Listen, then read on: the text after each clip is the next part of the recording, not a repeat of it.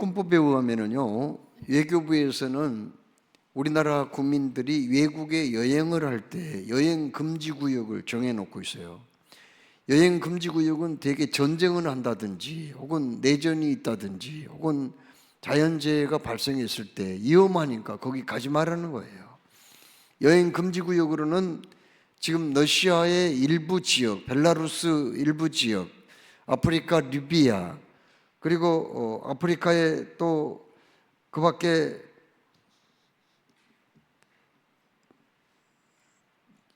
그 소말리아 이런 지역에 여행을 해서는 안 됩니다. 여행 가면은 처벌받아요. 특별히 꼭 가야 할 일이 있다면은 국가의 허락을 받아야 여행을 갈 수가 있습니다. 오늘 말씀에 바울은 개인적으로 위험천만한 여행 금지 구역을 좀 가겠다고 하는 거예요. 그게 어디죠? 예루살렘이거든요. 예루살렘에 왜 거기 위험한 곳인가? 바울한테는 왜 그게 위험한 곳인가? 거기는 유대교 지도자들, 정치 지도자들, 바울을 그렇게 죽이려고 하는 사람들이 거기 있거든요. 사내들인 공회의 사람들이 바울을 미워했습니다. 왜요? 예수 전한다고요. 바울은 지금 1차, 2차, 3차 선교 여행을 마치고 예루살렘으로 지금 귀환을 하려고 하거든요. 지금 거기에 가려고 하는데 22절 말씀에 보라 이제 나는 성령에 매여 예루살렘으로 가는데 거기서 무슨 일을 당할는지 알지 못하느라. 위험천만한 일. 지금 바울은 어디에 있어요? 소아시아 수도인 에베소 남쪽으로 45km 지점에 거기 있습니다. 밀레도라고 하는 항구 도시 거기 있거든요. 그런데 거기에서 그는 예루살렘으로 귀환을 할 때 참으로 위험한 그곳, 가서는 안 되는 그곳을 가겠다고 얘기합니다. 23절에 오직 성령이 각성해서 내게 증언하여 결박과 환난이 나를 기다린다 하시나 이렇게 말씀하거든요. 성령님께서 이미 너 예루살렘 가면은 결박을 당할 거다, 환난과 핍박이 있을 거다, 감옥에 들어갈 수도 있다, 이렇게 말씀하셨어요. 그럼에도 불구하고 그가 왜 환난이 기다리고 있는 예루살렘에 가려고 했을까요? 사람은 생존의 본능이 있는 건데 거기 가면 죽을 수도 있다는데 왜 가는 거예요? 불나방이 마치 그 불에 뛰어들어서 죽음을 자초한 것처럼 왜 그런 곳에 들어가려고 하냔 말이에요. 바울이 행여나 죽음에 대한 어떤 그 공포심이 없어서 그랬을까요? 그건 아니에요. 고린도전서 2장 3절에 내가 너희 가운데 거할 때 약하고 두려워하고 심히 떨었노라. 그에게도 생에 대한 애착감은 있다는 걸 알게 돼요. 그러면 그를 안전하게 지켜줄 경호원이라도 있기 때문에 가려고 했을까요? 아니에요. 그 사람에게는 동행하는 동역자는 있었지만은 무슨 자기를 안전하게 지켜줄 경호원을 데리고 다니는 건 아니었거든요. 그는 여러 번 여행하면서 강의 위험과 강도의 위험과 동족의 위험을 당하고 이방인의 위험과 신의 위험과 그리고 광야의 위험, 바다의 위험, 거제 형제 중에 위험을 당하였다고 고백하고 있거든요. 그는 참 어려움을 많이 당했어요. 아니면 그가 왜 예루살렘에 가려고 할까요? 거기에 무슨 재산이라도 있었나요? 무슨 그에게 현금이라도 놔둬서 그거 가지러 가나요? 그거 아니에요. 그는 뭐라고 그랬어요? 고린도후서 11장 27절에 줄이며 목마르고 여러분 굶고 춥고 헐벗었나라. 가난한 사람이에요. 그런 거 없어요. 그러면 왜 그가 여행 금지 구역인 예루살렘으로 가게 했나요? 그곳에는 자기 가족도 있는 게 아니에요. 그 사람은 길리기아 다소 출신이거든요. 그러니까 거기는 가족들도 없어요. 그곳에 가려고 하는 이유가 도대체 뭘까요? 그는 염세주의도 아니고요, 비관주의도 아니었어요. 광신주의나 신비주의도 아니었습니다. 그는 내가 그리스도와 함께 십자가에 못 박혔나니 그런즉 이제는 내가 산 것이 아니 오직 내 안에 그리스도께서 사신 것이라고 고백을 했고, 내가 그리스도를 본받는 자 된 것 같이 너희는 나를 본받는 자가 되라. 그렇게까지 얘기했던 사람이거든요. 지혜로운 사람이에요. 충만한 사람이에요. 그런데 왜 위험천만한 구곳, 환난과 박해가 그를 기다리고 있다고 말한 예루살렘에 꼭 가야 되는 말이에요. 왜 가려고 했을까요? 거기에는 분명한 목적이 있었다고 하는 겁니다. 그게 뭘까요? 첫 번째로 선교에 대한 열정이 그에게 있었기 때문입니다. 25절에 뭐라고 말씀했어요? 25절을 나의 달려갈 길과 주 예수께 받은 사명 곧 하나님의 은혜의 복음을 증언하는 일을 마치려 하면은 24절이죠. 마치려 하면은 나의 생명조차 조금도 귀한 것으로 여기지 아니하노라. 이렇게 말씀했어요. 여러분, 바울을 아끼는 사람들이 거기 예루살렘에 들어가지 말라고 그렇게 권면을 하죠. 심지어 선지자 아가보도 거기 가면은 당신 죽을 수도 있습니다. 가지 마시오. 그렇게 부탁을 하기도 했어요. 사도행전 21장 13절에 뭐라고 말씀했어요?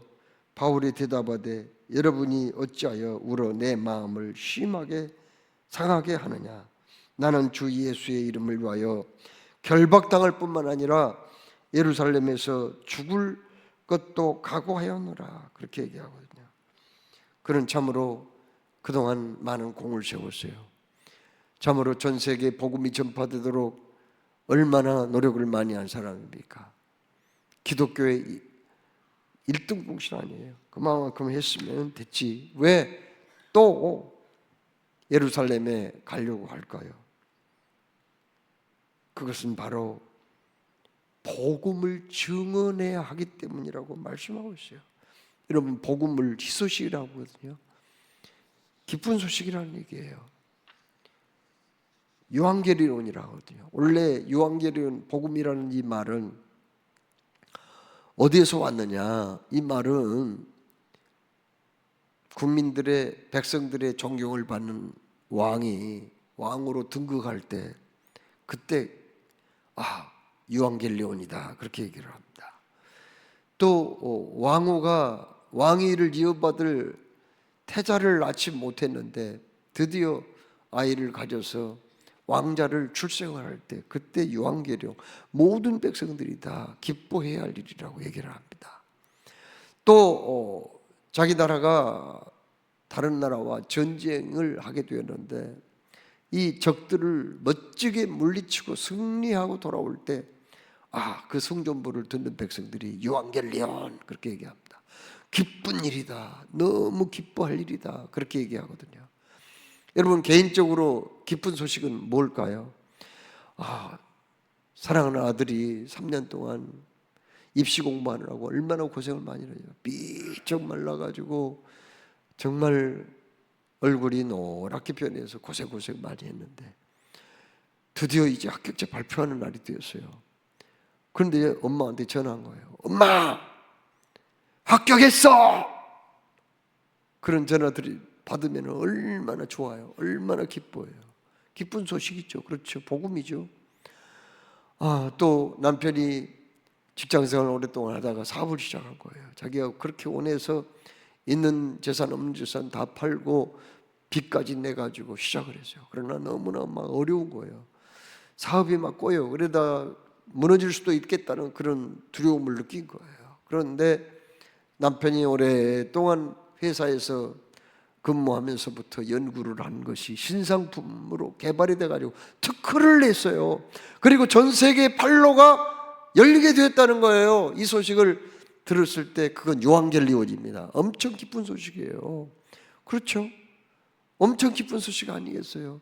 친정어머니가 불치병에 걸려가지고 오랫동안 치료를 받았는데 정말 돌아가시면 안 되는데 우리 엄마 돌아가시면 안 되는데 기도하고 그렇게 걱정했는데 그 어느 날 병원에 가가지고 5년 만에 완치 판결을 받은 거예요. 그 말 들을 때 얼마나 기뻐요. 국가적으로도 기쁜 소식이 어떤 거에 기쁜 소식일까요? 만약에 이런 뉴스가 나왔다고 봅시다. 북한의 김정은이가 긴급 뉴스를 발표를 했대요. 그건 뭐냐면은 남북한이 화해하고 무조건 자유민주체제로 통일을 하자고 선포를 한 거예요. 그런 뉴스가 나왔다면 이거 얼마나 큰 희소식이었어요. 우리나라 대륙붕에서 석유 탐사를 했었는데 거기에 수백억 배럴이 매장된, 그래서 수백 년 동안 우리나라의 에너지 문제를 해결해 주게 되었다는 뉴스가 딱 나왔다고 생각해 보세요. 엄청난 뉴스가 아니겠어요? 여러분, 그런데 유앙겔리온, 여기 성경에서 얘기하는 진리를 왜 복음이라고 얘기할까? 이 복음은요, 이렇게 개인적으로 들려오는 엄청난 기쁜 소식, 국가적으로 들려오는 이 엄청난 뉴스보다도 더 큰 뉴스, 그것과는 비교될 수 없는 뉴스라는 거죠. 자, 여러분 한번 들어보세요. 바로 우리가 접한 이 복음은 어떤 뉴스일까요? 여러분, 우리 사람은 에덴 동산에서 아담과 하와가 하나님이 금하신 선악과를 먹고 죄를 지었어요. 그때부터 우리 사람은 질병이 왔어요. 미움, 다툼, 시기, 질투, 전쟁이 오게 되었어요. 각종 재앙과 저주가 따르게 된 거예요. 그리고 결국 그 죄로 말미암아 죽음을 불러들였거든요. 우리 인간은 죄로 말미암아 심판받고 지옥에 갈 수밖에 없는 거예요. 그런 운명을 타고났어요. 그런데 하나님이 그 인간을 바라보고 너무 불쌍히 여기셔서 쫓겨냈던 에덴 동산보다 더 100배, 1000배 더 좋은 하나님의 나라를 준비해 놓고 이제 뭐라고 말씀했느냐? 먼저 그 인간들을 구원해야 되고 하나님의 나라로 인도해야 되는데 죄가 있어요. 죄 문제가 해결하지 못한 거예요. 내 자식이 밖에서 놀다가 시궁창에 빠졌어요. 울고 들어왔는데 따뜻한 아랫목에 들여보내서 이불을 덮어줄 수도 있겠지만 먼저 씻어야 되잖아요. 죄 그렇습니다. 죄는 결국은 하나님의 진노를 면할 수가 없기 때문에 죄를 씻어야 된단 말이에요. 어떻게 해서 죄를 씻느냐? 누군가가 죄가 없는 분이, 인류를 대표한 분이 그 죄를 대신해서 벌을 받아주면 그 죄를 용서받을 수 있거든요. 그래서 하나님은 어떻게 하셨나요? 하늘에 하나밖에 없는 외아들 예수 그리스도를 이 땅에 보내주셔서 그 예수 그리스도로 말미암아 십자가에 못 박혀 인간의 죄를 대신해서 죽게 만들었는데 예수님이 돌아가시면서 다 이루었다 그 말씀했거든요. 다 이루었다는 말이 무슨 말이에요? 테텔레스타이라는 말인데 다 갚았다. 죄를 다 갚았다는 거예요. 우리의 모든 죄를 갚았어요. 이제 믿기만 하면 돼요.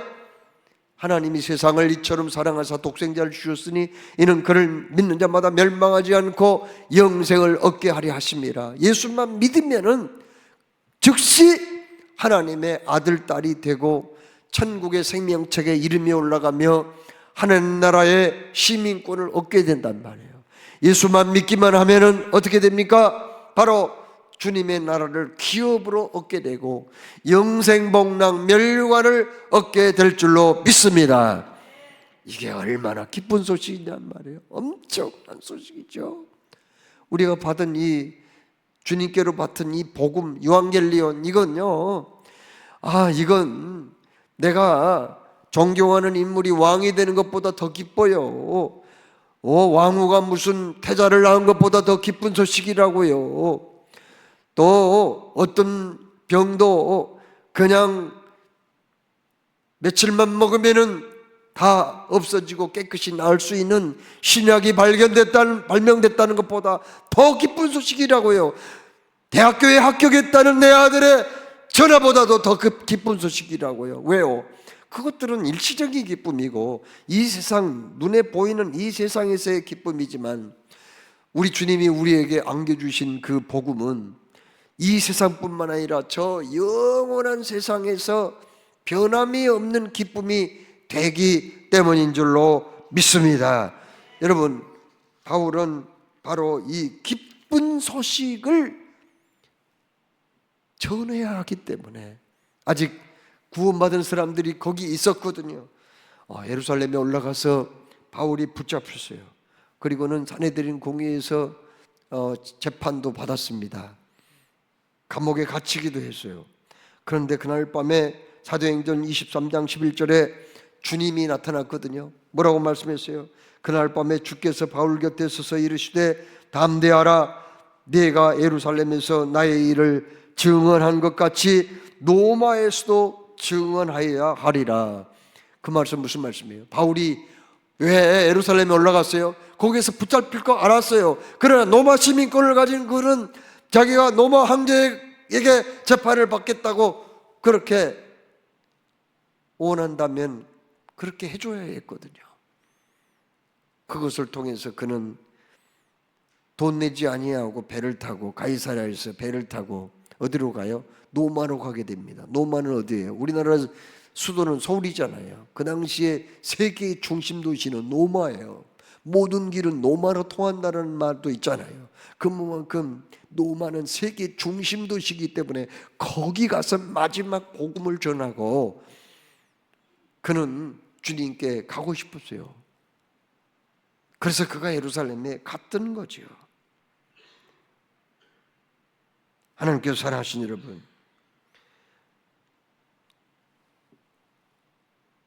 바로 바울은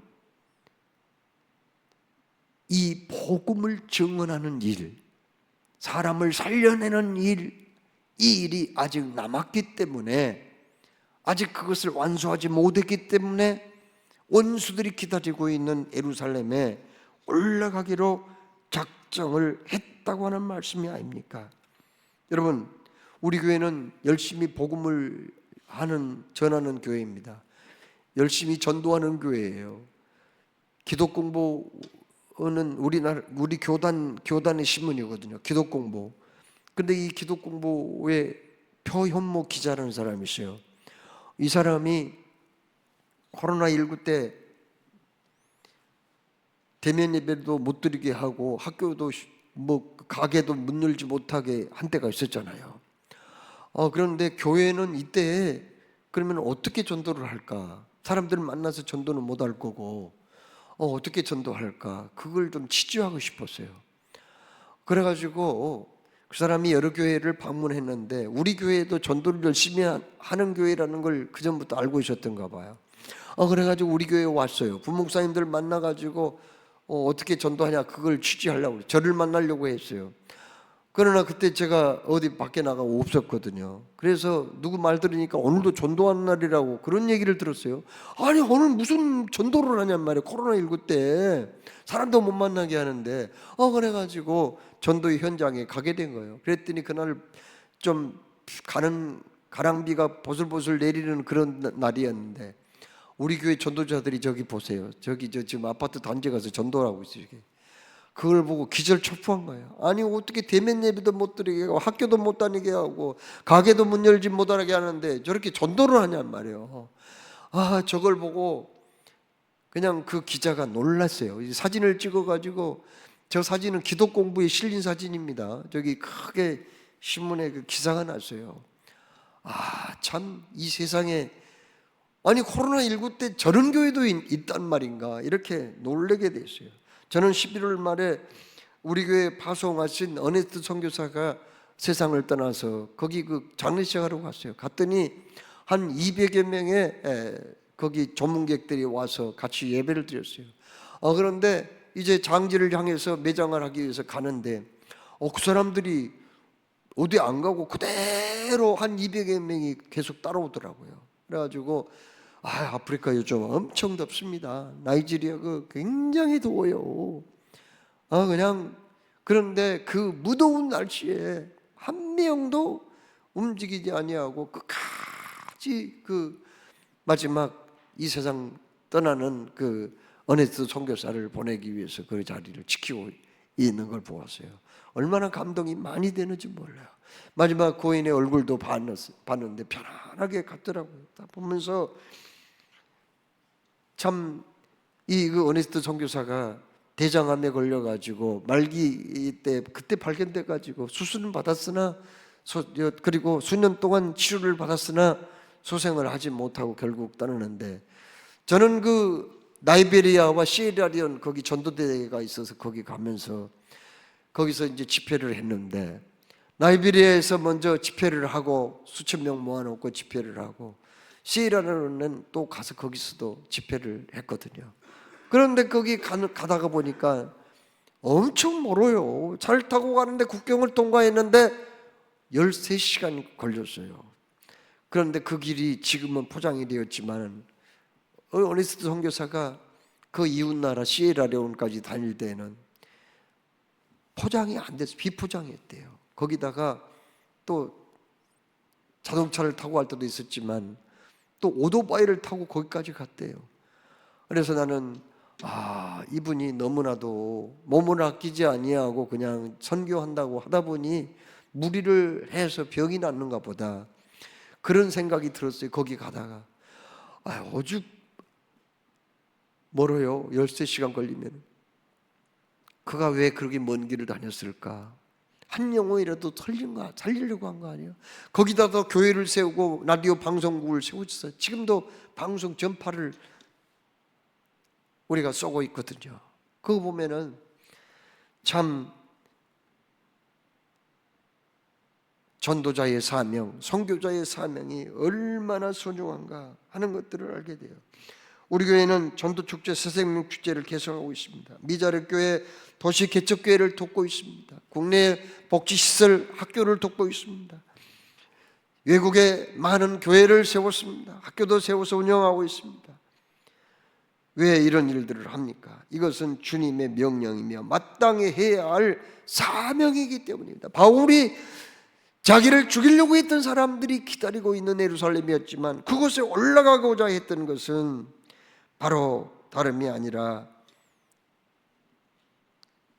자기가 받은 복음 전파의 사명, 은혜의 복음을 전파해야 하는 그 사명이 있었기 때문이라는 것을 알 수가 있습니다. 아프리카 선교사로 파송을 받은 리빙스테인은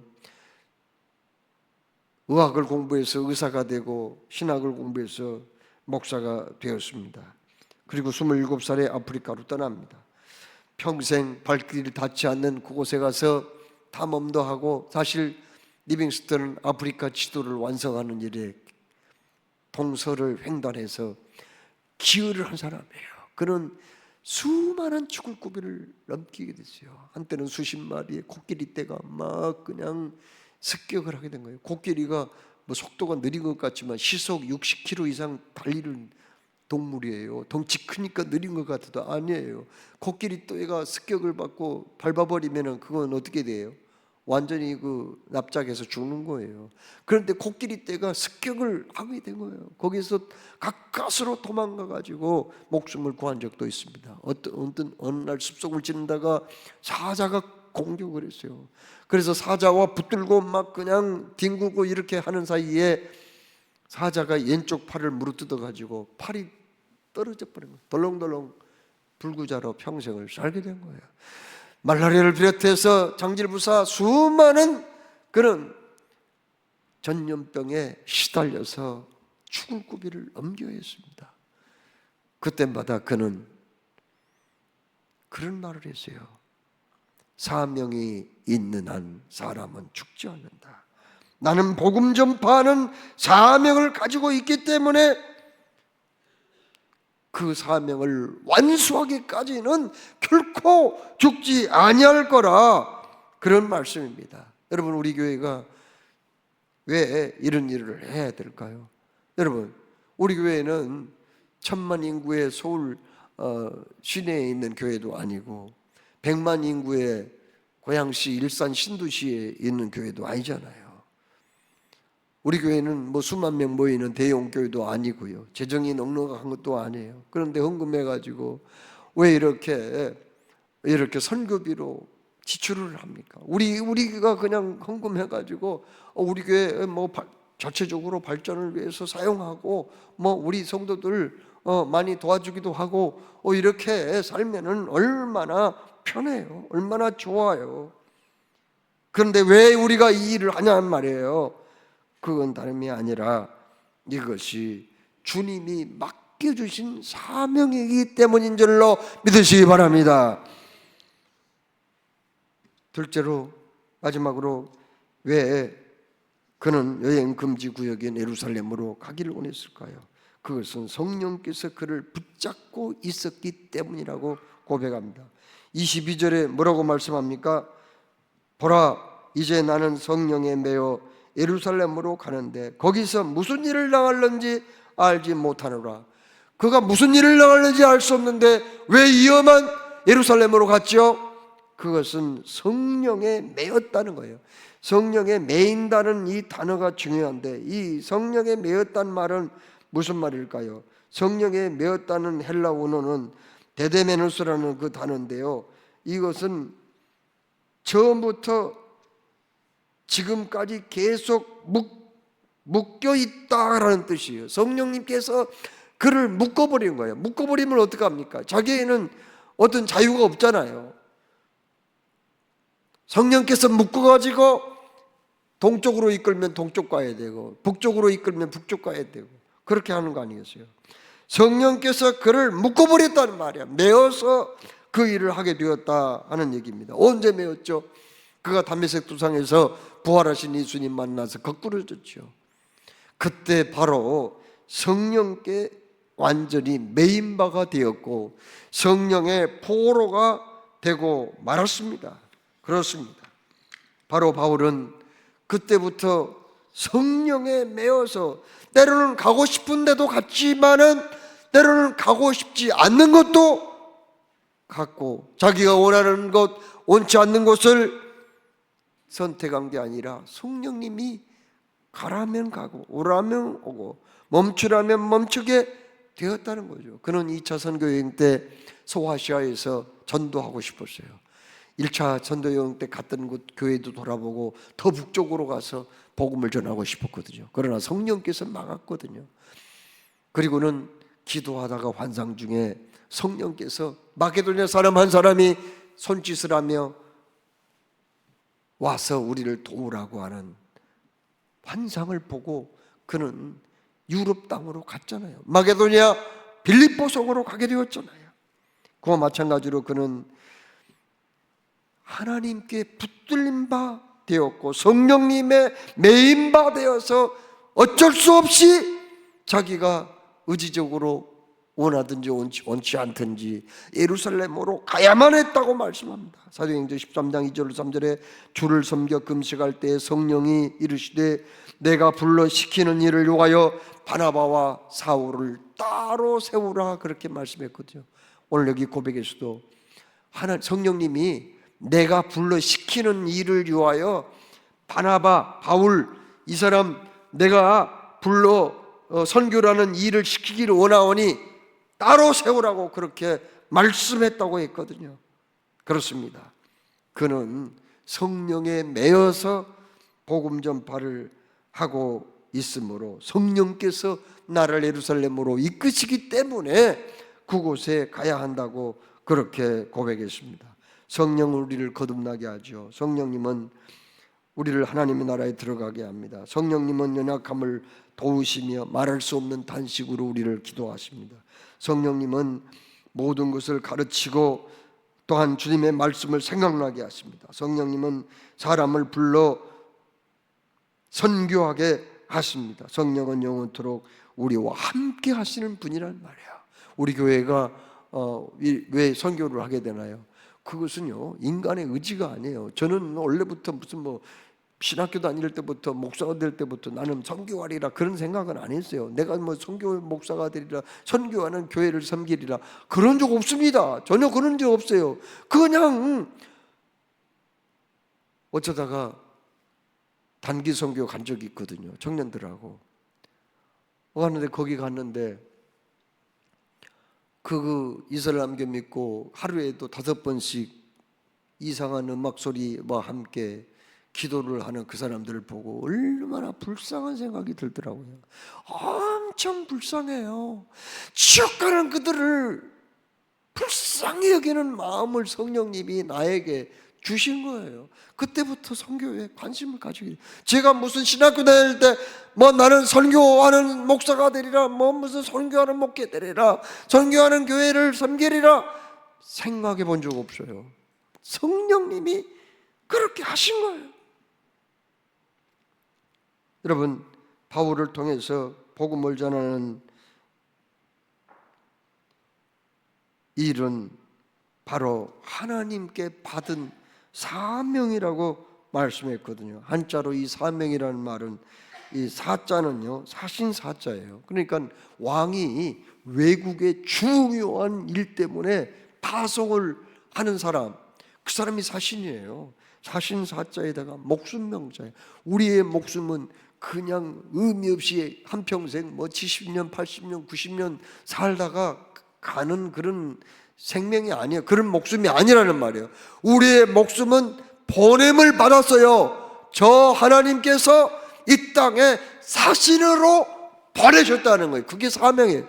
그 사신은 자기 사사로운 일을 하면 안 됩니다. 거기 가서 쇼핑 가거나 혹은 뭐 무슨 좋은 경치 구경하고 다니면 큰일 나요. 사신은 왕이 자기에게 임무를 부여했잖아요. 그 임무를 수행하는 게 중요한 거죠. 사명이란, 그래서 하나님이 나를 이 땅에 보내신 목적이라는 것을 알아야 돼요. 그런데 바로 복음 전파하는 일은 하나님이 나에게 맡기신 사명이라고 하는 겁니다. 또한 예수님께서는 복음 전파하는 일을 이렇게 말씀합니다. 마가복음 16장 15절에 또 이르시되 너희는 온 천하에 다니며 만민에게 복음을 전파하라, 그렇게 말씀했거든요. 전파하라, 이 말씀은 긍정문이 아니잖아요. 해도 되고 안 해도 되는 게 아니잖아요. 의문문도 아니에요. 해야 돼요. 내가 의문문으로 우리가 물어서도 될 일이 아니거든요. 왜요? 명령문이잖아요. 온 천하에 두루다니며 만민에게 복음을 전파하라. 이 명령에 우리는 순종을 해야 될 줄로 믿습니다. 주님의 말씀에 순종하며 맡겨주신 사명 잘 감당함으로 이제 주님 앞에 다시 나를 보내신 주님 앞에 서게 될 텐데, 그때에는 잘했다 칭찬받고 생명의 면류관, 영광의 면류관, 시들지 아니할 면류관을 받으며 하늘의 별과 같이 영원토록 빛을 발하는 여러분과 제가 되기를 주의 이름으로 축원합니다.